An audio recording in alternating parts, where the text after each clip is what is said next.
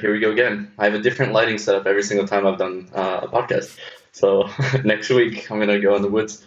Okay, we're gonna answer some questions. We organized some questions. We got some questions from the audience of, I guess, YouTube, and some LinkedIn questions as well. We have a little board that maybe, I don't think I'll be able to record it. It would be good to show this on the screen though. So I guess we'll do some magic afterwards and show the question one by one on the screen.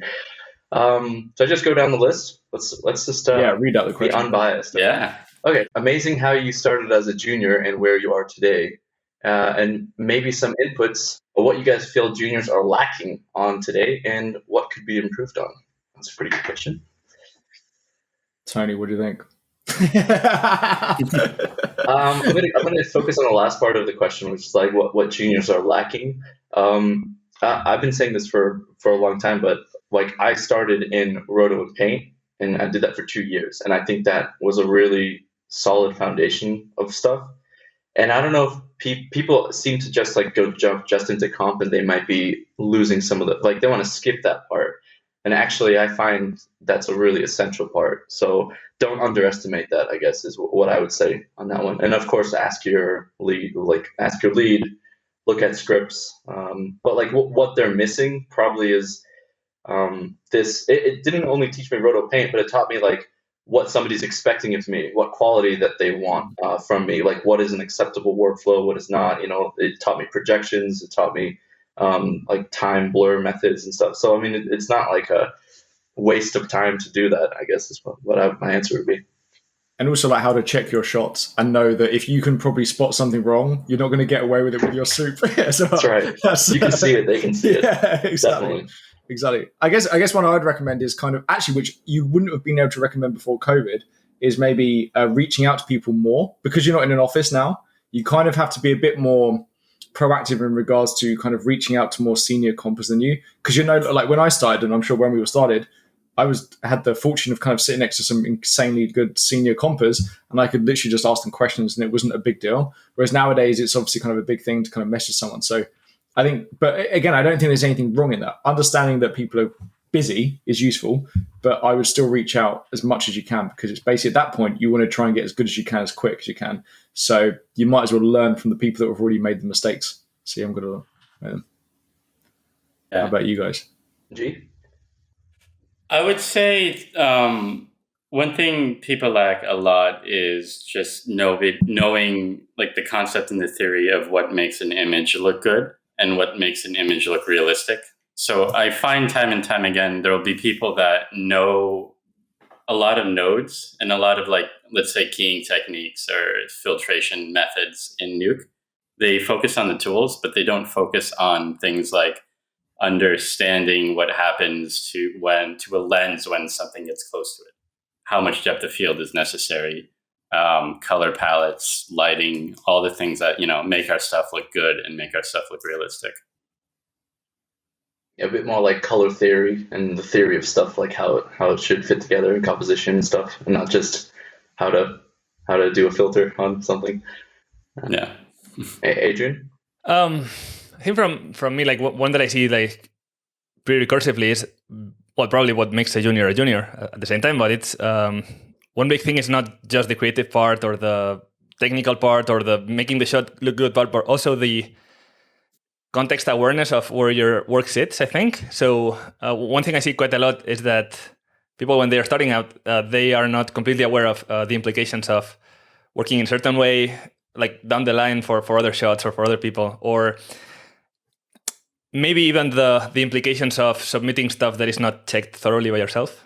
It's like, well, it will bounce, someone will check it for me, and they will click some notes, and that's it.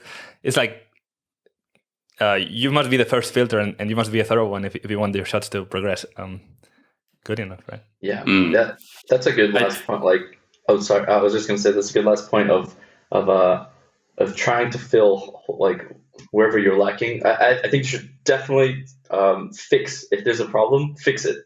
Like that's your chance to grow. So fix whatever. If somebody tells you, you're doing that wrong, like that's a chance to just don't keep doing it. Don't just be like, somebody will fix it later. Like, yeah. It's great you mentioned checking your work thoroughly, because I think and I know I'm definitely guilty of this in the past, but one of the things that keeps me like working longer than I should is like getting really eager to submit a shot and then That's a good rushing one. to get it done. And then you watch it and then you realize like there's a traveling mat here, there's something over there. Maybe you spent time just making 3 frames look good, but you didn't check it thoroughly enough before you wanted to submit it. Yeah, that's true. I guess also that comes to the forefront when you start leading, because generally what you find is like your strongest compers aren't necessarily the ones that make the prettiest images. They're the ones that are just like consistently not making mistakes, if that makes sense, which is kind of bizarre. So like, I think it's a lot easier to progress if you ask yourself, what mistakes could I make, and then know how not to make them, right? Like checklists and things like this, or something I do, G, for something you mentioned is I make a difference node in the previous version and the current version and set the gain to all the 9s, which makes an alpha channel and alpha whatever's different, and then put a grade node underneath the current version and use that as a mask to grade it. And now if you've left the rotor shape on, it's so easy to spot, right? Because we're doing so many shots, it's so hard to necessarily spot that stuff, and sometimes it's on the edge or whatever. So I think just coming up with systems for it to be harder for you to make mistakes are generally the best ways to be a comper, if that makes sense. And generally what you find in all the other disciplines and all sorts of things are the best people are the ones that have made the least mistakes over a really long period of time. Right? Like that's basically it. So it's a lot easier to ask yourself how you're going to fuck up as opposed to how you can be really good. Yeah. Like the human brain, I think, is really good at having ideas, really good at connecting dots, but at the same time, we are also like not machines. And even the most senior person in the galaxy, it's not that that person is able to not forget any important point. It's like they probably developed systems to make sure they don't forget them, right? Dude, there's a great book called The Checklist Manifesto, and it's about how like doctors didn't used to wash their hands, even though they knew it was like good. They would just forget and all this kind of stuff, and they were super kind of uppity about the fact that people had checklists forced upon them. But you could see like in the figures, the death rates went way down just through the like checklists. That was the only difference. So I think, and Trickster do a great point of this, right? Like you have to literally go down a fucking checklist before you're allowed to daily the thing, I think. Yeah, the QC process. That's so good. Yeah. The technical check, like that's a great point. And I've used checklists since I don't know, since the Roto Paint times. And you're exactly right. If you find something especially if you keep getting the same note, like, okay, the supervisor wants this, and then you say, did I check that? Or like you said, the difference node, and you just do that every time, and you don't allow yourself to move forward until those things. And if so, the goal of the checklist is not to use it forever. The goal of the tech just is pretty much to get so used to it that you'll always do it. Basically, mentally it's just doing it. Basically, yeah, exactly, right. It's like part of your ethos at that point. Yeah. So we're gonna move on. Let's move on to another one. That was good. I would like to know more about all the small VFX studios. I'm guessing this person wants to know sort of like what the difference is between big and small studios. So we've all worked at pretty big, pretty small places before. Like I've worked at a place with only like 12 people, and then all the way to like DNEG London, which had 1,500 people, whatever it was in the building. I forget how many people were in the building, but yeah, there's different levels of corporateness, I guess, to it. Like there's a more kind of intimate bond with the smaller groups, and a little bit more freedom, and you have to wear more hats in the way that you're going about your work, because there's nobody to save you, and you can't really hide. If you're really bad, you can't really hide in a small place. In a big place, it's pretty easy to like fuck off for a bit and nobody notices that you haven't submitted stuff. Oh, dude, I've known people who haven't had a shot for 2 weeks, and they're like, guys, do you want to give me a shot? And they're like, yeah, it's coming. The producers are saying it's coming. It's like, what the hell? So yeah, you're exactly right. Do you guys have any opinions? Yeah. I guess, sorry, go for it. It's hard. I find it's hard to generalize talking about small studios, because they really do vary, and a lot of them depend on what the content is. But some similarities across the board are probably things like less departmentalization. So lighting, sometimes generalists, and sometimes they even do comp, like one profession covering a series of all those. Whereas in like a big studio, you've got the compers, is it DMP, the lighting, et cetera, the look dev. But another thing is, like I said, it depends on the content. But whenever there's like a situation, like they lose work or something, or there's some kind of thing going on with commercials or film or whatever, the smaller studios definitely feel it more.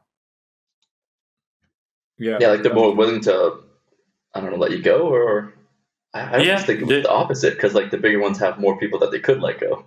And they have like this, if you have 12 people and you let one of them go, you just lost 1/12 of your team. But there's a lot of, if we're just like saying from company to company, there's a lot of companies that died in Corona alone. I see what you're saying. Like that you will never really think about or hear about, and because it's just, they whimper out or so.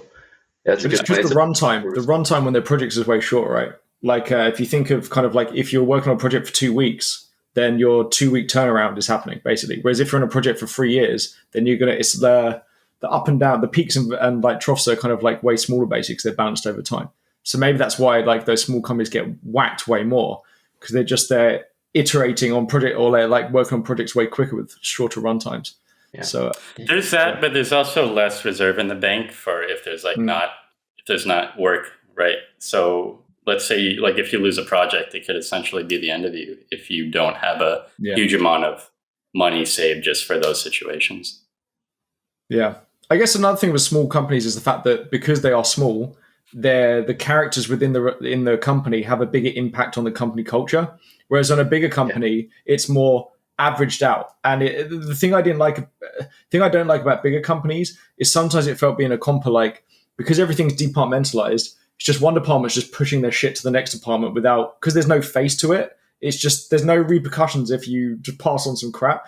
Whereas if you're sat next to the guy and it's like, or girl, and it's like, hey, look, like this is broken, fucking fix it. And they're seeing you doing crazy hours. Yeah. Like they're going to see you do nuts hours or whatever, right? So, and I don't, not every, like there's some really good lighters at big companies who are aware of that and actually do and I always used to love walking over to my lighter's desk and just chatting with them, because then at least it's like a bit of a relationship, right?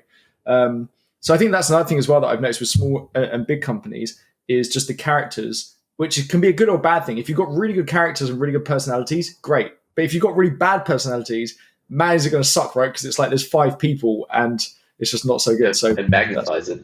Yeah, exactly. Yeah, exactly. Going back to that, like that's a really good point. I think with the how much you're like able to contribute to the whole thing. I think it's like a pretty direct tendency towards that the bigger the company is, but at the same time, like I've seen so much of a difference between different really big companies at the same time. Like I think a big part of it is also the culture that each place has, like not just the size itself, but also how much is this company in general in their projects, depending on, I don't know, senior people, or how much are they pushing responsibility to the team? How is the department structure for this specific either company or project? So it's like so many different configurations that can happen even in like just keeping size as one important variable, but at the same time, like there's all this, I think, spectrum of really interesting possibilities. I mean, out of interest, I guess this kind of maybe goes back to the previous question. And obviously there's a different answer and a right answer for everybody. Do you think it's better for compas to start smaller companies or bigger companies? That's a really good point. I would say smaller. I was going to just go straight in the middle and cheat. The Buddhist way. Look, everyone's correct. like in a big place, you might get there might not be any room to like move up, but in a small place, like I was gonna say, being good in a small place can be like a really bad for your ego, I think. Yeah, you don't want to be a big fish in a small pond, basically, when you're learning stuff. That's good when you want to make good money, but not when you're starting out. Yeah, it can. So you need to be in a place that can humble you. But you also need to be in a place where you feel like you can evolve and there's people like that are helping you grow, which can be pretty daunting, I think, in a huge facility. So, I mean, I think in the middle somewhere is probably good. It's interesting. I mean, actually, I have to say there's now a different type of company that you're starting to see, which is a medium-sized company. And I'd put ILP in there, Rise. And actually, I think those are the companies that are maybe the best ones to start with, because you kind of get the best of both. I mean, I'm slightly biased, right? So that's clearly what I prefer, because I've hung around those companies. I prefer that as well. But you're the same, G's the same, like Adrian's the same. We all kind of have preferred those companies. And I see juniors doing very well at those companies, because they're generally given more responsibility than they usually would do. Generally, the medium-sized companies have got kind of like the same quality of work they're having to hit. So it's just, I think that didn't really exist before, right? Like it was like you get like the big 5 companies, the only ones working on the cool stuff, or big 6, or it'll be the RLM, Weta, DNEG, CineSite, MPC, Framestore, etc. But yeah, I think those are the ones actually that are the good ones. That's a great point. I think a lot of the small to medium companies as well, they really have they pick the cream of the crop when it comes to hiring, because a lot of times like their business models is finding the best bang for buck that they can get. So they seek out, like they're looking at colleges and this kind of thing, and they're seeking out like the best demo reels from like the top 1% of the students, and they're trying to get them, they're not the best salaries, but it's a great foot in the door for them.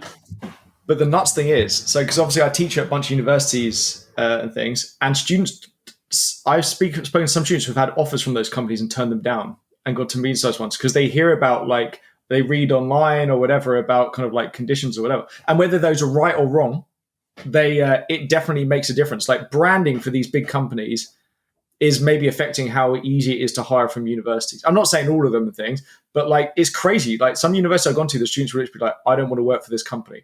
It's like, but like what? Like just to get your foot in the door, like no, I don't. I'll give some advice to a junior: take any opportunity that you can get. Don't be picky and choose. You're not a super good artist yet. You take anything that you can get. That's my advice to people. Don't what is it? Beggars can't be choosers. Like just don't complain that you have a job, but also don't want to work at a place. Like, but get out of it as fast as you can, obviously. But you want to get some. You want to get the opportunity. You want to meet people. You want to network. You want to grow your skill set, and then move on. You can do anything for a year and then move on, basically. So this is a question I've gotten every year as well. Like what you mentioned, Josh, is super interesting in that the medium companies are a pretty good balance, right, between quality of potential work, team size, growing, opportunity to keep progressing at the same time, being in a small enough environment so that you can actually progress and be in touch with the supervisors and stuff. But at the same time, I think most times I get this question, like my answer mostly to myself in the past is basically I compare it with the hiker who is like trying to go to a peak in a mountain, and you see like there's 5 different ways to go. It's like, are they all taking you there? The important thing is that regularly you just make sure that you're going in the right direction. That's like the important thing. Like, where do you want to go in the future? Where do you see yourself in 5 years? Even if that changes completely, doesn't matter. Just try to go in that direction at least. And both huge and small studios and all different configurations of traveling abroad and staying in your country and working in this or that and advertising and film, like they are all taking you towards that direction probably in different ways. And what we were probably saying in the previous conversation, that everything is iterative and you can always change it, especially in this industry. You're not bound to a 40-year contract most times. So as long as you're kind of progressing in the direction you want to go, I think it's, yeah. There's almost no opportunity that you can have that you can't learn something from or grow from. No, I disagree with that. I disagree with that. Yeah, I've taught people who then go work at a company and their supervisor or senior compa isn't great, and then they basically undo a ton of work and teach them a bunch of wrong things, and then they're screwed. So yeah. No. It does matter. Honestly, if you go down the wrong road and people are teaching you the wrong stuff, like I've heard before people being told not to use pre-molds, to connect your alpha into the mask of a key mix and then connect the thing you want to merge over in the A-pipe and stuff like this. And it's like, if you start getting taught that, it's bad. So it's, and actually one other thing I'd say is everything we say here is more like your career and less about your happiness. And I always feel like I have to like say that whenever I'm talking about this stuff. Like it might be the best strategy in terms of your career. That's not necessarily going to mean you're ever going to have like a happy life. So that don't take everything we say here as like, I have to do it this way, because obviously there's more to life than just getting the best things on your CV. Absolutely. I mean, going back to that, even like small place versus big place, like some of these companies that are really big is like their whole model is just to hire right out of school juniors, and you might be surrounded by juniors that have the title of senior, and you're like, oh, this guy must really know what he's talking about. And actually, like you said, Josh, they might be just teaching you garbage. And on the other side of that, you might be in a small place and you think the guy is is super good, but he's good in that small place, and he actually hasn't been to a place in 10 years and all of his techniques are outdated and all of this, so the risk is in both places. So yeah, I guess you have to recognize it on your own. Like you have to realize, oh, this person is full of crap. Like I'm not getting what I need. Yeah. Plus you will be surrounded by false information every single day. So at the same time, it's super important to be able to build a filtering system for yourself where you're able to take in all sorts of information and start to build your own way of looking at things and finding the truth as well. By the way, just quick, like with my training stuff, I taught a guy a little while ago, and he was in a small company where they were doing things very wrong. And he was saying, like, I'm watching these like videos online from people who know what they're talking about, being at good companies. And like, my company's not, I'm doing it and I'm being told it's wrong. Like, what the hell? And his confidence was super knocked. And actually, I think the thing that he got, obviously, like, I taught him a bunch of techniques and things, but most of what he got out of the training was just me saying, like, you're a good compliment. Like, like if you've ever got a spider sense of like something isn't right, you're probably correct. Right. And sometimes I think that, again, honestly, it can be super detrimental if you end up at a company where they're not doing things correct. Like, I love that point, man. I think in every place that I was at when I was starting out, there was somebody that was lifting me up and saying, when I thought that I couldn't do it, they were like, no, you're really good. You should keep going and blah, blah. Like that was super important. If I didn't have that, probably would have given up in like year two. So people were like, hey, you should quit. Probably would have listened to them. I think you need somebody nurturing you. Definitely. I'll go to another one. It's going to be like the longest Q&A. It's just going to be like the long trilogy Q&A. We need like a Jeopardy time limit. So let's see another one here.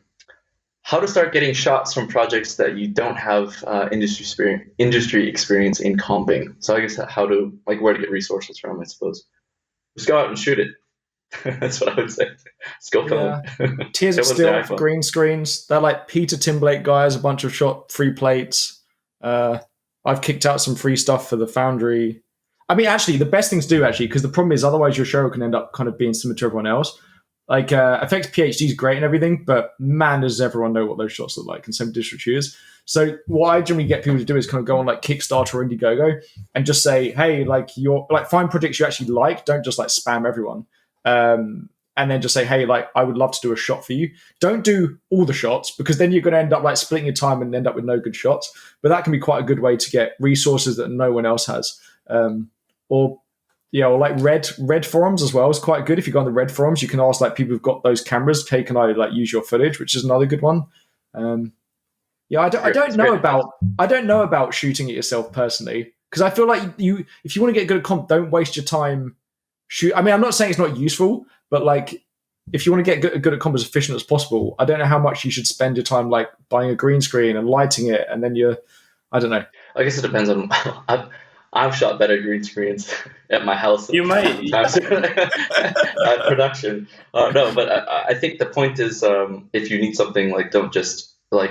I think a lot of times the mentality is, I can't find it for free on the internet, I guess I'll give up. And it's like, don't just give up. Like, you probably have a friend with a camera, a DSLR camera. You can probably, they're fairly affordable nowadays, where at least you know somebody, probably you can borrow it from them, or make a friend with a filmmaker, be like, hey, do you mind if we go for a day shoot or something? And I'll say my piece after, but I want to say what Adrian thinks about it. You say, Adrian? You might get better at comping shitty green screens as well if you don't know how to shoot a green screen. In the same way that like clean, they're all like not challenging at all. All the ones that I see, if I go on like free stock footage stuff, it's all like the cleanest green screen I've ever seen in my life. And it's like, you're not going to learn anything from that, I think. Yeah, put a wrinkle in it, man.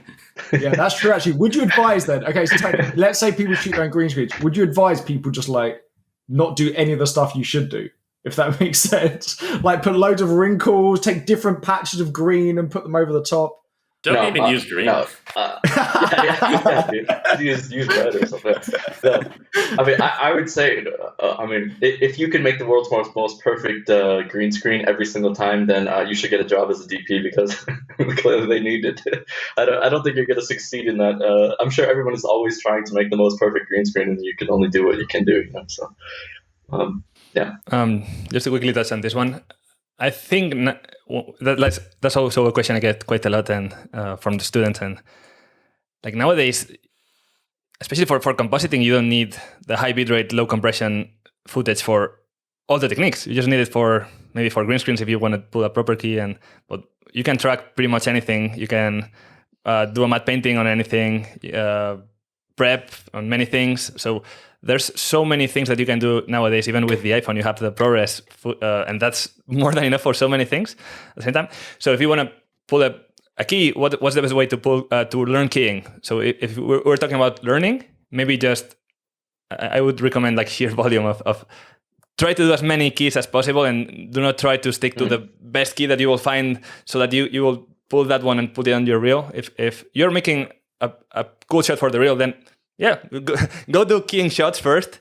Try to do as many as possible in as quick as possible, and then you'll start noticing patterns and mistakes and improving your way of tackling them, and then you'll develop the criteria probably to do the proper shot in a shorter period of time without messing up so many things, and then you can sort out if you find a black magic for a day, and then you do some shooting with some friends, or you purchase the shot or whatever. Like that's just for such a small portion of your reel even.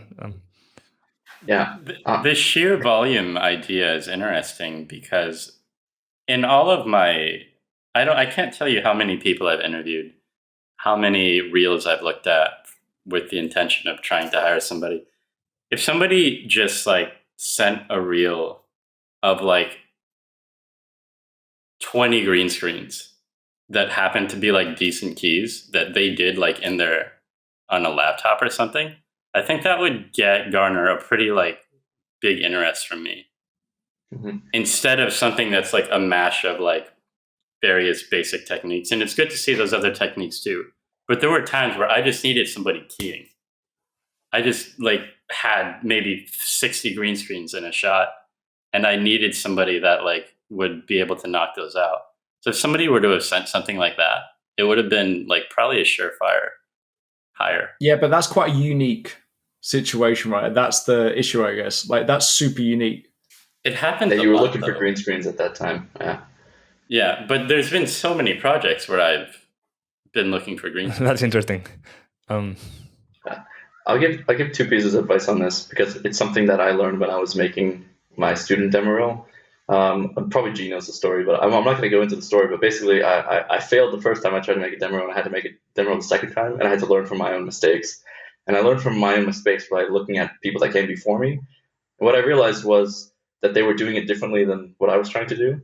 What I was trying to do was, I'm just going to make a super cool shot with a camera that flies through. Everything's going to be CGI, DMP, and everything. It's going to be fucking awesome. It's going to be like, a shot from Avatar or something.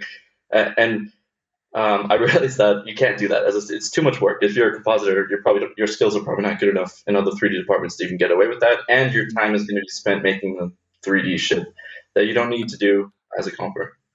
Unless you're Donnie Strubler. No, okay. So we're getting into the meat and potatoes, because the two people that I looked at actually to come to my conclusion was you, G, and Donnie. And what I realized was, tell me if this is right or not. You either want to pick a shot that's locked off, so you can focus on a good composition and a cool shot. You don't even focus on the camera. You focus on like comping something that looks cool. Number one. So that's like your artistic stuff. Number two, you want footage. So you either want to film the footage, or you want to pay for the footage. And then you want to comp a modest amount of CG into it, a building, a car, something. And the footage looks beautiful. And you're focusing on one thing, and you're comping really, really well. You're integrating one thing into that really cool shot. So in both cases, one is showcasing your creative skills, and the other one is showcasing your compositing, like integration skills. And that eliminates the ability, like doing projections and having 3D stuff, and now you have to wait for a render to do. It's like you're focusing mostly in those two situations on compositing. You're either compositing something, and you have you can do lots of cheats. Basically, there's still the locked off one is cheats, and the other one is hardcore compositing integration, which is probably more going to align with what you're going to actually be doing in production than like some crazy fantastic a Ready Player One shot or something. Yeah, because you're going to get judged on the worst part of a shot, right? So you want to make sure that there is no no one cares. No one's going to know if, hey, yeah, the reason why that looks bad is because I didn't have time. That's not an excuse, right? So it's like just only put things in. And I think another thing I'd say as well is like make a shot where you can keep improving it, but if you don't have time, then it will still look good in itself. So like you've got a shot with CG in. Okay, now I'm going to add some embers. Okay, then that's another thing, right? Make the embers look good. Now I'm going to add some of this. Actually, Adrian, I have a question for you, which is slightly off topic. what would you recommend for people that want to get into more the LED panels on set? Is there a way they can practice that at home at all? That's a really good question. Yeah, I want to know the answer. I've got a big TV, Adrian. How can I use this TV? Yeah, exactly. Let me feed you into the Q&A. What would you recommend?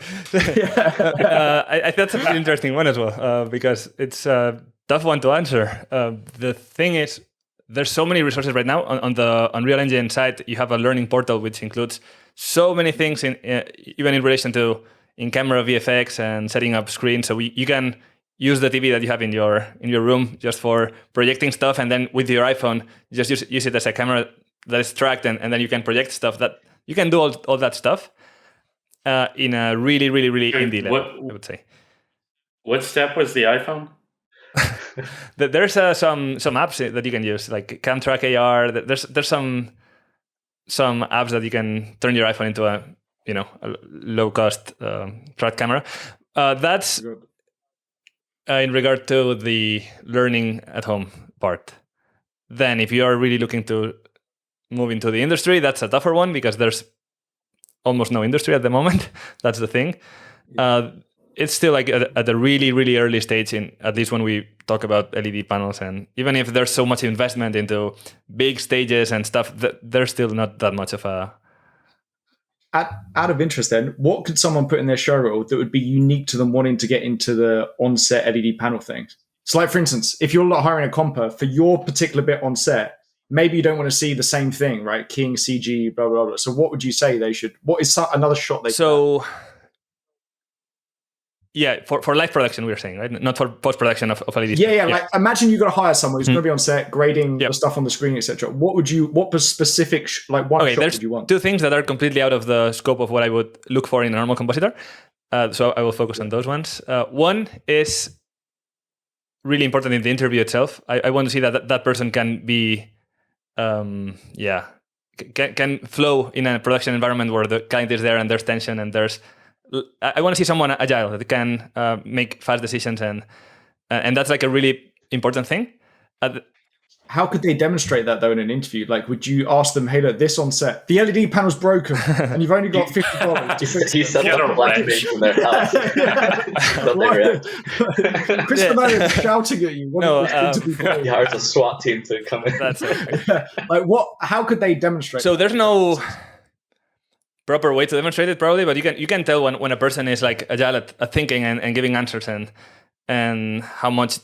And maybe on-set experience as well, right? Like small either with and things. Short films with colleagues, or like any on-set or live sitting next to the client experience. I think that's super helpful.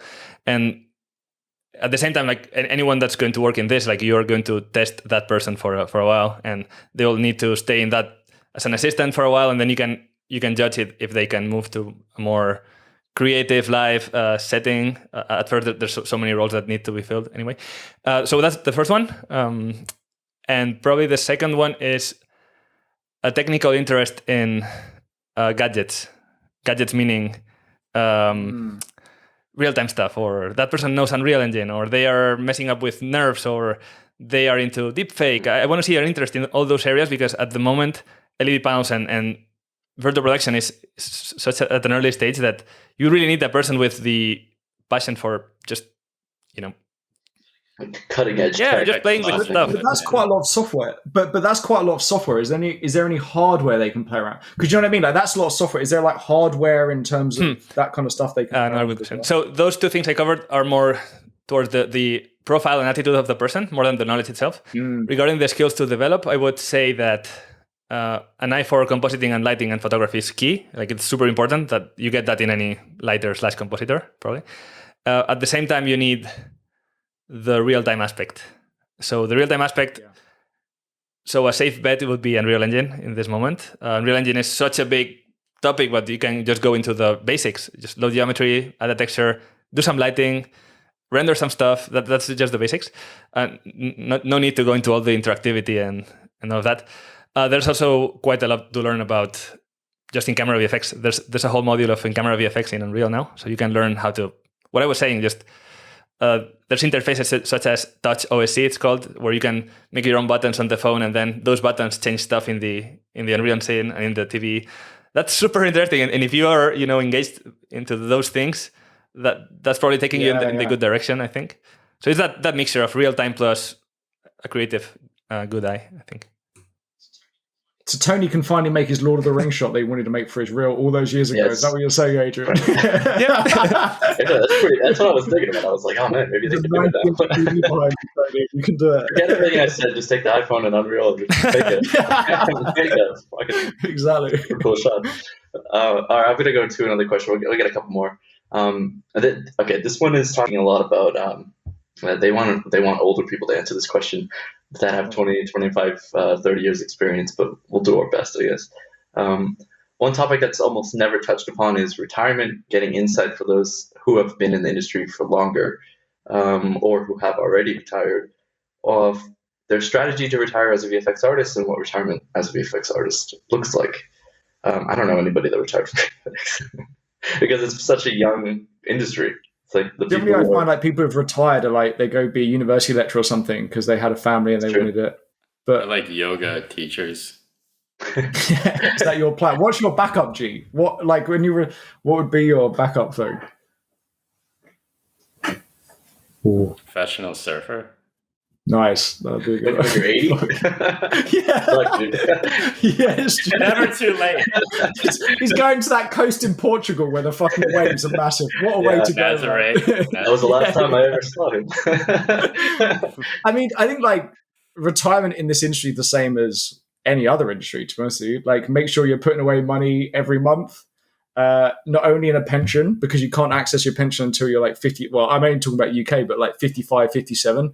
So you need some money in a pension so you can retire at some point. You got that cash. And then also money that's just outside of that, so that if there's anything that hits, like COVID hit, the strikes hit, you've got a bit of a buffer. And generally, most people I talk to is like 6 months to a year. I make mine a year, but you can do 6 months a year. I mean, there's all sorts of stuff I can actually talk. I actually really find that side interesting, like the whole investment side. So there's a whole bunch of stuff I can talk about. But generally, it's like if you can live on about 3% of your savings, it'll kind of last to a certain extent forever, like 30, 40 years. So that's generally the best way to think about it. Like, think of your expenses. And then, so if you had $1 million, it would be $30,000 a year roughly. And that covers you for inflation. And that's if it's vested in like a diversified index fund, basically. I mean, this has now become an investment podcast, but like, it's important though. And a lot of people I know opt out of it, which is nuts because there's all sorts of tax incentives for you to invest in a pension. So yeah, I guess having a hobby that brings a bit of side income can be useful as well. Sorry, G, what were you going to say? Oh, for Americans, we're not cared for as much, but we have what you can do as called a Roth IRA or an IRA. So if you're a freelancer and you don't have what we call 401k, then you can set up what's called an independent retirement account, where it's an account where you contribute money to every month. For a Roth IRA, there's like a limit. I think it's like $6,500 or something like that. Anyway, it goes into an account that builds percentage yield every year, and you have access to it when you set like a date, like 65 or 70 or something like that. But I don't know anybody that's been in the game for 30, 40 years just because the game hasn't been around for a long time. It's difficult to find people. Dennis Mirren. Dennis Mirren's the only one in that game. Right, and he's still doing it. You get the VFX supervisors and such. It would be great to save this question for in case someday you bring a super senior profile. That's true. Yeah. I used to have a flatmate at DNAG London that worked on Titanic. That's as far back as my network goes, I think. Usually what I find is people are exiting the industry before that. They find something else to do. That's what I find. Yeah, that's the thing. They become professional surfers, as I said.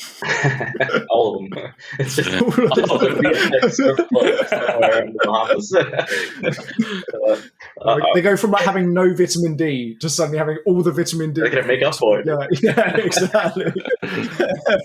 Yeah, I mean, my plan would be to gradually transition into teaching at some point. Like that is I'm probably going to get too old at some age for constant overtime and constant stuff, assuming that's still around.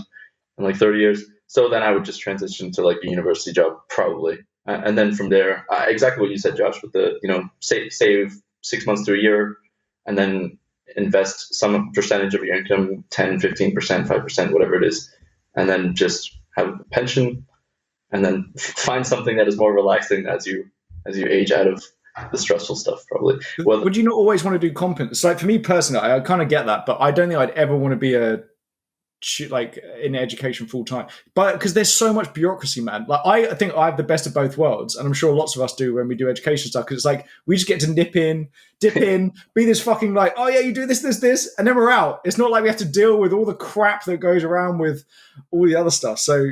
Yeah, because I've thought about that a lot. But I think I would just want to do like 1 or 2 days here and 1 or 2 days here. I think you need like a master's in some cases to teach. I don't know if that's required all the time. Maybe like a consultant or somebody who comes in and like, helps teams or something. I'm not really sure. Yeah, I haven't looked into it like amazingly, but that would be, because it's obviously you can choose when.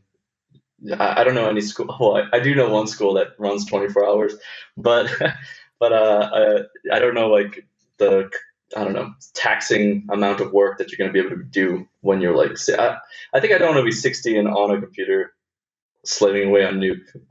Bro, I don't think that's something I want to be doing. On, man. You're going to have a headset on when you're 16 in a cargo box, Tony. It's going to be like Ready Player One. You're sitting there. Exactly. Yeah, that's super cool. The topic of looking into what some people call it the infinite game, right? Like the not thinking about where it's going to end. And so, I think I'm also in that bucket of not wanting to get away from this passion as long as it stays a passion. I think what it might mean is not doing any overtime, not doing any stressful stuff, but I can see myself just, some hours here and there, trying to do shots, trying to learn the latest AI thing that makes worlds in 2050 or something. And then the teaching thing is also super interesting. I think teaching is something that can go almost forever, as long as you're able to think and talk, right? And at least for this industry in this moment in Spain, that's like where my knowledge goes.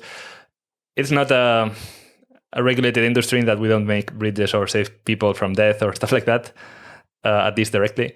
So there's no official certification, which means there's no official certification that you can have in order to teach it. So at least in private places, but as well in public places, I know, just by being a professional, you can get to teach it. And that's what I do at the same time. I even like direct and run the master's degree in compositing, but it's not an official degree because there's no official degree at the moment. So that's it. And at the same time, like I do it in a university where there's all sorts of subjects like production and planning and all of that theory. I feel like the outlier where I just go to Open Nuke and play with them. It's like, hey, look at those techniques. And so I think it's super fun. If you enjoy your work and you enjoy sharing it, then it's like a pretty nice combination. But then again, quite right, as Adrian said, none of us have kids. Not all of us are kind of in similar parts of our lives. So we're not necessarily, our priorities may change when some of those change, right? So this is our current view of things. We can ask it again in episode 1528 and see if we have like 3 hours sleep and... I do. A friend of mine in ILM Singapore when I worked there, and his whole thing, he was a bit older, I think he was late 50s or so, and he had basically lived on a farm in Thailand with his wife or girlfriend, and he was like, doing farming or driving tractor or something, and he would just come into ILM for like 4 or 5 months a year and do like one project, and then with the money that you make at ILM Singapore, you could go back to Thailand and last you like 6-7 months a year. So he would just do that and pop in every once in a while for like one single project. I've always imagined that's the kind of thing that I'd want to do. That's like pretty badass. Live in a cool place. You come out of retirement. It's like the Daniel Day-Lewis of compositing or something. Gee, do you remember George at DNEG? He's at like Western. He was like a God, I can't remember his last name. Alka. He was like right? He's Serbian, I think. Yeah. And he was insane. So he's a really good compo. He goes to Weta and he's like an insane DJ. Like an insane DJ. And he would just go to Weta Georgia. DJ or whatever. George. Toxic. I'm honestly not sure what, but it was, His he DJ goes, name is Toxic. Yeah. Yeah. That's the guy. And we were in the same room with him at DNEG, and he'd go work at Wedder for a bit and then come back and like DJ with these insane people. Yeah. And he was really good. And it was, and that's pretty cool. There was another guy as well that I knew who he lives in Thailand. And when I was at a company, we used to outsource some work to him. And he ran a board game cafe in Thailand. And in the evenings, he would do some comp work, and in the day, do some board game cafes, which is super cool. So I love all these stories with like people doing slightly. It's great. It's really Dude, great. if I could work part-time, I definitely would. And then spend like the rest of, because live in Japan, I'd love to go sit on a farm or something, or just take samurai lessons all day. Samurai and surfing lessons, the ultimate combination. I'd be the beer guy in Germany with carrying all the beers at Oktoberfest. That's what I do. This is. But go ahead. Go ahead. But I think as VFX nomads, I mean, we're kind of doing alternate things as well, right? Like Tony, you're in Germany. You're from Massachusetts. I'm a kid from Florida, and here I am. Somehow I ended up in Japan, just using VFX to get there, I guess. Yeah, and I'm an hour away from my parents' house, so I've come a long way. It's but no, I get what you mean. I think you two are more than I mean, Adrian, you worked to New Zealand, right, at Weta? So I've been in Sweden for 3 months. Oh yeah, and Germany. Yeah, but I think that one of the things that G is kind of saying is that I think all of us have the option. If the UK industry collapsed like it did in America, if the VFX industry collapsed suddenly and moved to say some other country. You would have options. You could just go. What's stopping you from going is yourself, basically. Like you have Josh and Adrian. You can go anywhere, basically, and have a good time. Probably enjoy it. Of course, maybe you wouldn't want to do that, and maybe you would want to stay in security and everything. But I guess the options are there. So yeah, your showreel is your passport, isn't it? Basically, pretty much. Yeah, literally that. Yeah, which is cool. This thing about the guy with the farm reminded me of this concept. Like our jobs are not bound to our physical strength in a way. We basically just need proper eyes, which is already a thing, but we need just eyes and thinking power and communication power. That's all we need. And as long as we can find a job that we have the energy to do it, even if it's part-time or whatever.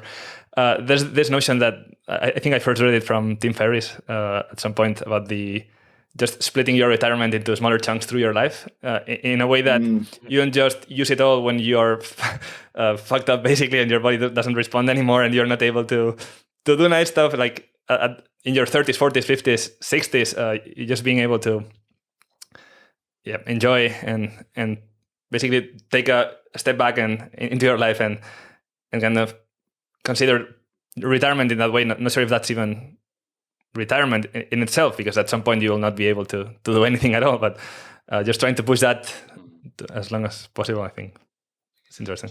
I guess out of interest, though, the only thing that worries me about that is like I would worry that I would lose my skills a bit. And then maybe it's just because I've not done it for a long, long period of time. But I would worry that I'd come back and be like, oh my God, like, I've got to relearn all this stuff. Or that's the only thing. You would learn it quickly, though.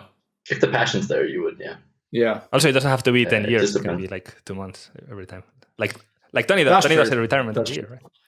I haven't worked. The longest span is probably like a year, and I thought like, I'm going to lose all my skills, and I came back in like a couple of weeks. It was normal again. So just watch your videos, your keying videos, Tony. You're like, right, yep. Yeah, I'm not making it for anybody else. I'm making it for myself when I go on holiday for videos.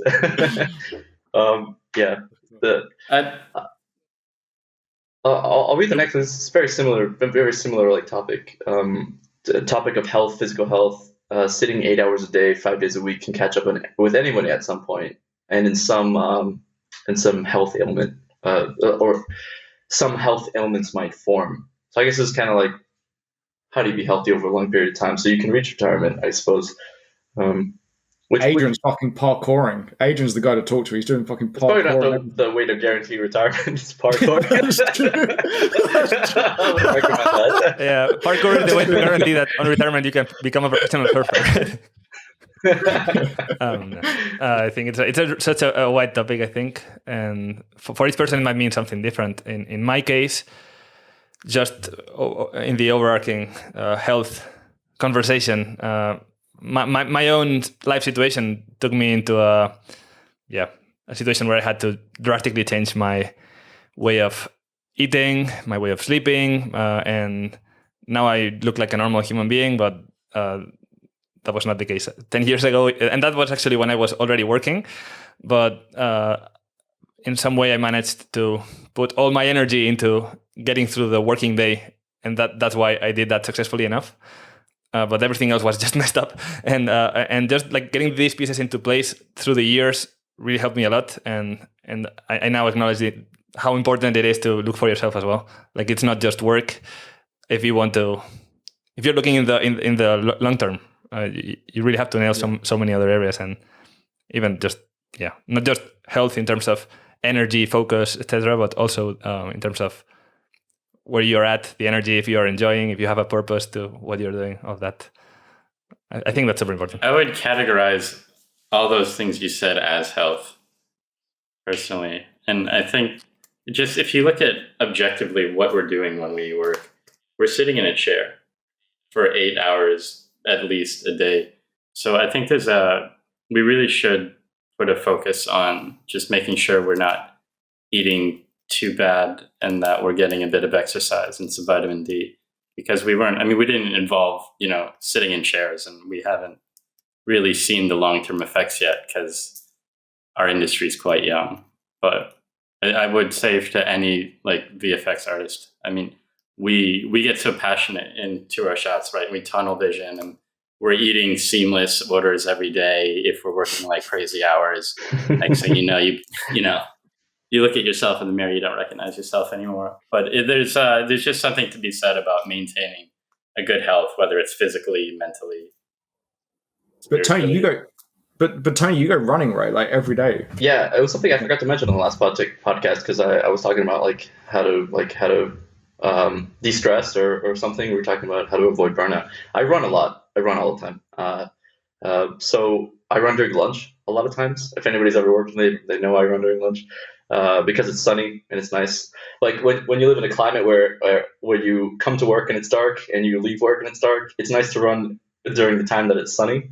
Or in many countries that I lived, I always tried to find a place that's very scenic to run. And I feel really, really, I don't know, humbled by in London, my running path would be along the Thames and the South Bank, and I would turn at the London Eye, and I'd go back and I'd run just there. In Sydney, I happened to live across the harbour, and I'd run across the Sydney Bridge, the harbour bridge, every night. Well, not every night, but often. So I'd run at night. You see the Opera House down, and even in Munich, we have the English Garden, which is like one of the world's biggest parks, similar to what you see in London Hyde Park or so. And it kind of turns into, it looks like a forest at some point. It's not as well preserved. And so I'm just like running in the woods basically at lunch, and then I come back. And I've always tried to find some place that makes it so that while I'm doing it, it's nice. Sometimes you can't. Sometimes you need to do it on a treadmill or something. But I guess it's cheap, it's easy, it's free. But if you don't like doing that, you should find something that you do. Like maybe you like jujitsu, maybe you like volleyball on the beach, maybe whatever your climate and whatever your interests are. You should fit it surfing. So you remember Kishore from Luma? Yeah. What did he do? He used to meditate on Venice Beach at our lunch break. Yeah, that's cool. That's awesome. I used to find walking to work, like my thing was St. James's Park, and I'd put on like Alan Watts, who's like a philosopher, and I would just like have headphones on, Love Alan. And then walk to St. James's Park, and then it was just like, that was my Zen moment. And when I was at DNIG, I made the choice to walk there and back, which was like an hour each way, and it was great. Like I really, and that's the thing I missed. When I moved further out, I used to have to get the tube, and it was like, I really missed just that hour of just nothing, like just zoning out. It was super, super, super useful. So even if it's not like running and things, it can just be as easy as that. Getting outside and walking around, doing stuff. Yeah, I've been walking to work recently because I just moved, and it just happens to be easy. It's like a 20-minute walk or something like that. So I just, it's nice. It's like you kind of get a bit of real life. That there's a bit of And I think even as compers, if you want to relate it back to the craft, it's like you get ideas. It's almost like shower thoughts. Like you get kind of ideas. You're like seeing people interacting. Like, oh, that's cool. That's cool. Whereas if you just like jump on the tube, get to work, now you're in a building, it's dark outside, you go back, and you need some bit of life every day. You should get a little bit of life, I'd say. It's harder to do this though, working remote. Like I'm definitely going outside. I mean, we've got luckily enough to have a garden, so I'm out there a bit. But like, I definitely find I'm going out less now. I'm working remote full time, so that's something I feel like I need to get better in building to my routine. You have a dog, right? Do you walk? Yeah. I mean, we take him out. No, he's never allowed side out. That's a good. That's a life hack. Get a dog. No, that's true. But we're lucky enough to have like a really good park, like quite nearby. But yeah, no, you're right. I mean, that definitely helps. But it's more just a case of like and you have to be aware of what's going on when you've got a dog and that kind of thing. Like you can't just mindlessly just walk, right, and switch off. So it's definitely a bit trickier.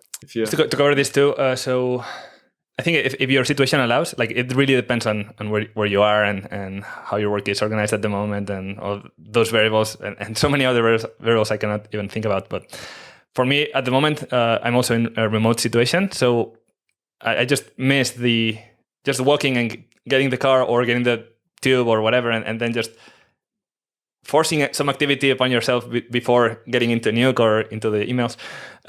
What I'm doing at the moment to compensate for that, any meetings, also because I can afford it at the moment, any meetings that I can do outside, I just go outside and do them like with the sun in my face. Any emails, I try to batch them.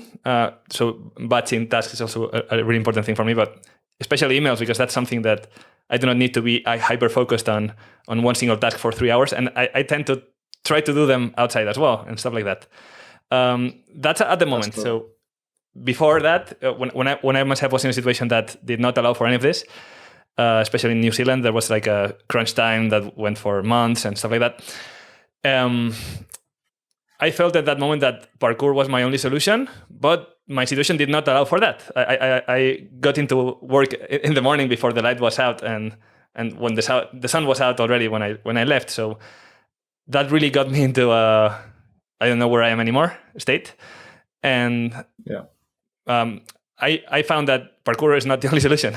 It's really just one more. And one thing I did, I signed up for CrossFit.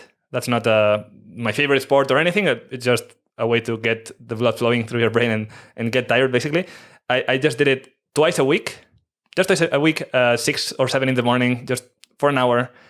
And that instantly got me back into a normal person, just in the first week already.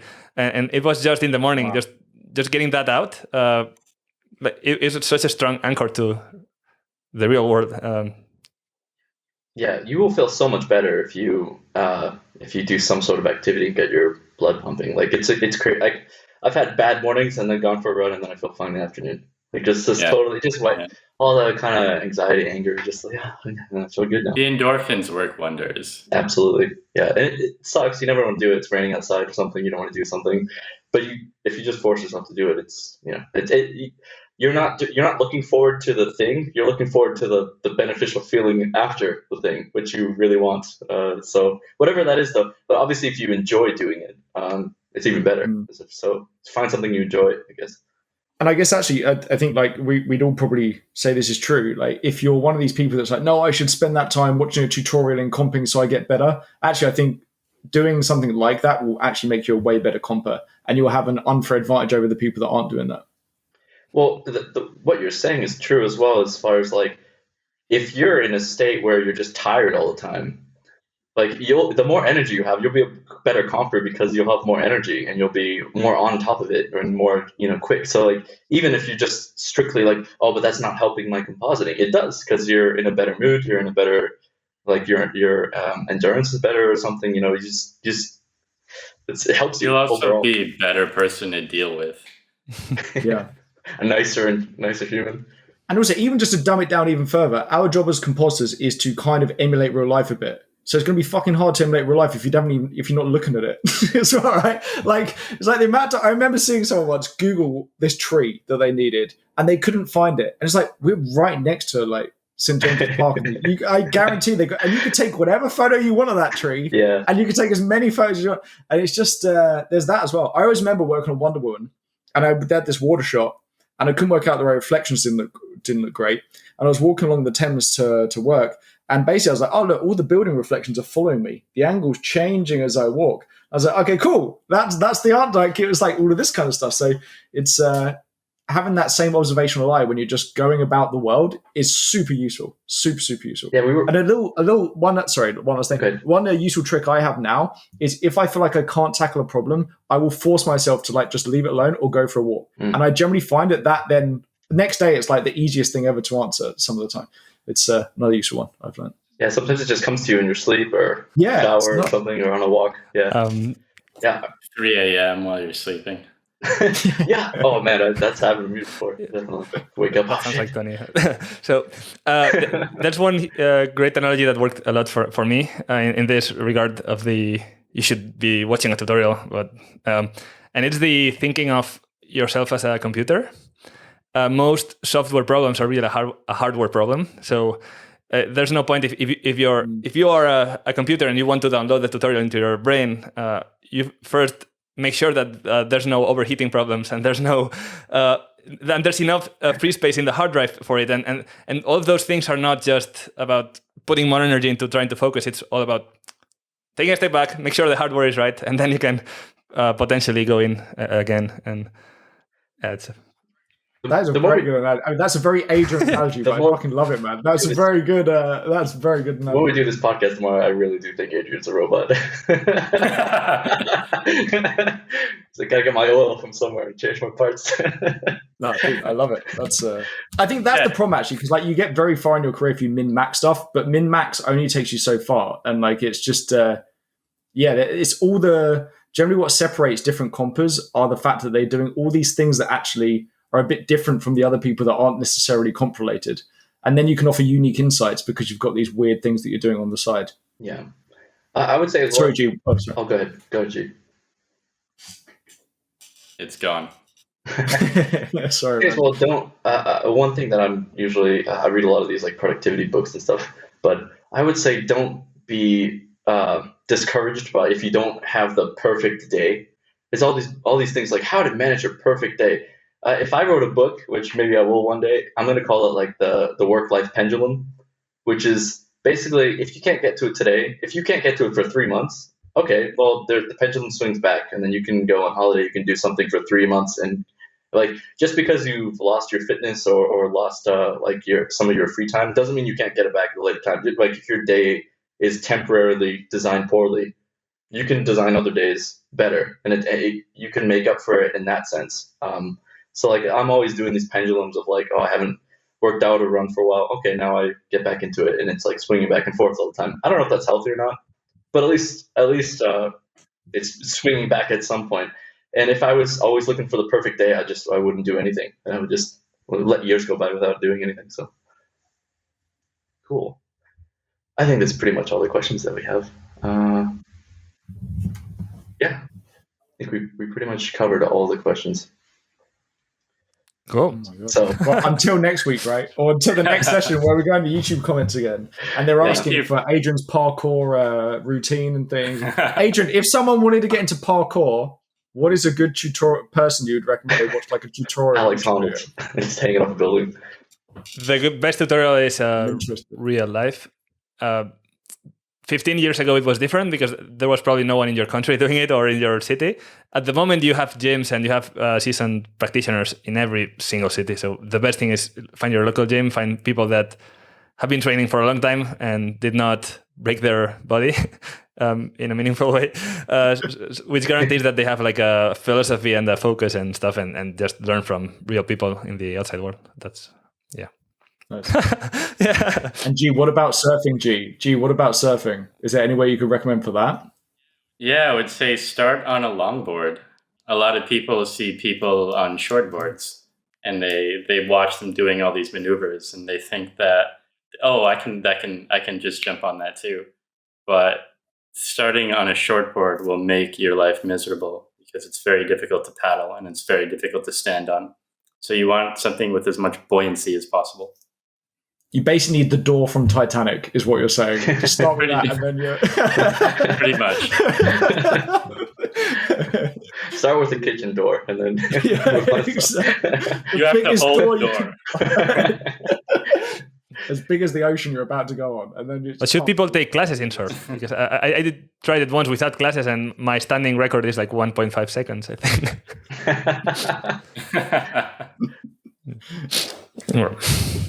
Yeah, I would. Yeah, you could take classes. I think it's good. Have you taken a surf class, G? Or did you just pick it up from friends? Nah, I mean, I'm from Florida, so I started on a shortboard, and it was miserable, and I wish I didn't. So that's like why it's the first piece of advice I give when people ask. That's cool. This is good advice. Yeah, running just our first Q&A. Get a shoe for running. First... Oh yeah, yeah. Ask more questions, please, guys. We like to answer these. It's good for everybody to have some questions. Hopefully, you for asking them, everyone. Cool. That's it. We'll wrap.